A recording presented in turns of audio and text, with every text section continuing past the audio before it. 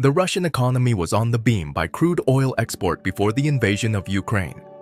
However, due to the invasion, Russia received economic sanctions from the European Union, which has harmed its economy.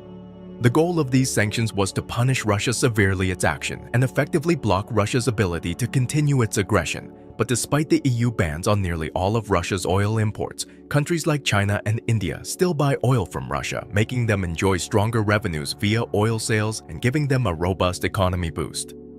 In today's video, we will reveal how China and India's support through oil purchases has helped Russia gain a stable economy even amid sanctions. Let's dive straight into it. During the early stages of the Cold War, Russia established its current diplomatic ties with China and India. China's relations with the Soviet Union and Russia in the past were infamous for exhibiting unsettled behavior. Within 10 years, they had changed from being partners in the 1950s to adversaries.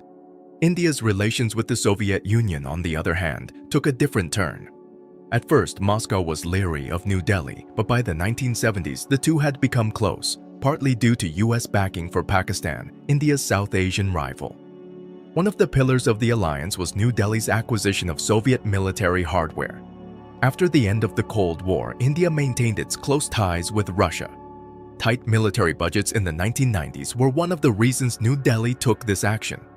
India's ongoing problems with military acquisition accounted for another factor. By the early 2000s, their combined effects have resulted in a lack of critical equipment, including main combat tanks and artillery. India placed large orders for hundreds of Russian T-90S tanks in 1999, 2007, and 2019 to make up for the absence of the latter.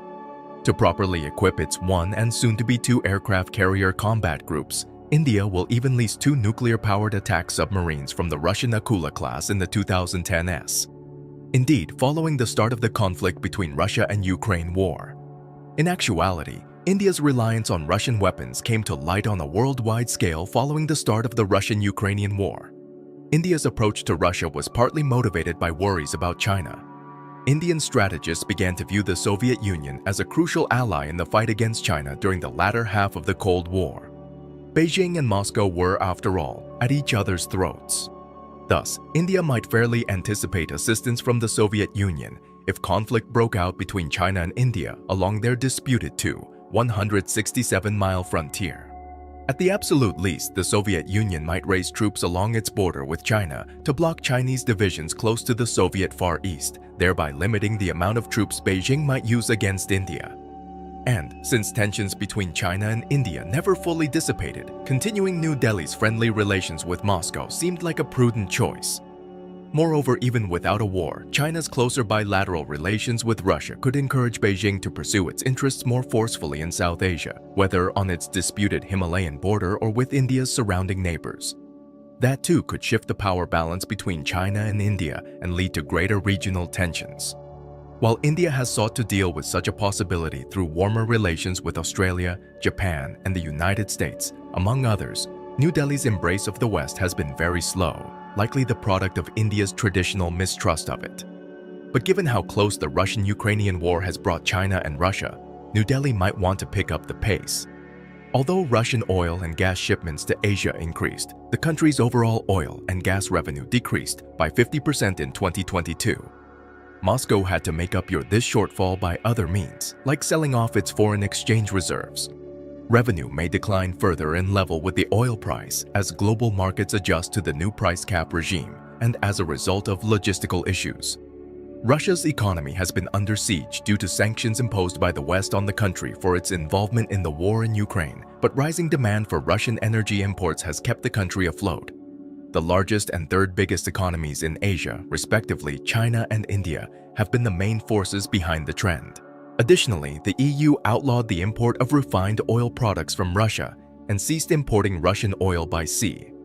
Russia's oil exports in April increased in volume compared to the same month last year, but the International Energy Agency calculates that the country's earnings decreased by 27%. The US expressed its displeasure with India purchasing Russian oil following the invasion of Ukraine, but it has made it plain that it acknowledges India's ability to purchase crude from Russia.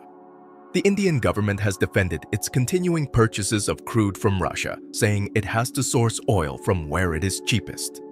India's refineries have faced a challenge trying to finance these purchases because sanctions on Russian banks are affecting payment transactions. Currently, Indian refiners are continuing to use dollars to buy Russian oil, but have been looking for alternative ways to pay.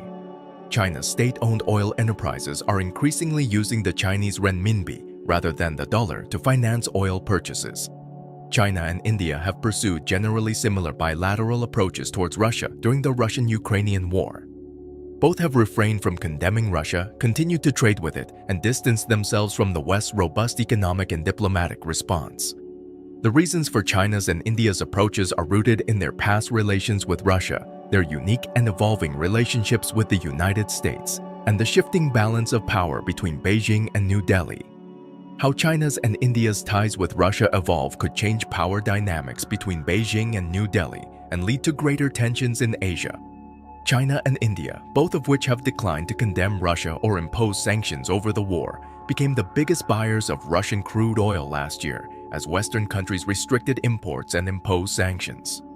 China's imports of Russian crude oil spiked 8% in 2022, the equivalent of 1.72 million barrels per day, according to Chinese customs data, making Russia the East Asian giant's second biggest supplier.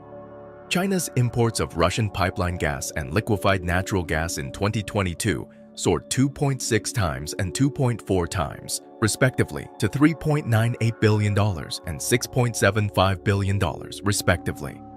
Meanwhile, China's imports of Russian coal last year surged 20% to 68.06 million tons. India, which has emerged as the biggest customer of Russian oil, in January imported a record 1.4 million BPD of the commodity, a more than 9% rise from December. India's imports of thermal coal in 2022 rose nearly 15% to 161.18 million tons. Following the EU's ban on Russian oil product exports that took effect on February 5th, Russia said it would cut crude oil production by 500,000 barrels a day, or about 5% of total volume, starting in March. Analysts say the restrictions, the EU's sixth package of sanctions since the war began, will be more difficult to circumvent than past measures because finding new markets for oil products is harder to do than for crude oil, which countries like China and India can refine themselves and sell for a profit. Moscow has also said it will not trade with any country that mentions the G7 price cap in their contracts. The EIU has predicted the emergence of two parallel global oil markets should sanctions continue. One that trades in heavily discounted Russian oil like China and India have been doing, and another that shuns Russian oil.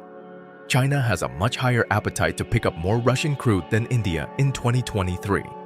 And Russian crude exports may need to increase in the near term if Russian distillate exports struggle to clear to new markets after the EU ban on Russian products and Russian refiners are forced to cut crude runs.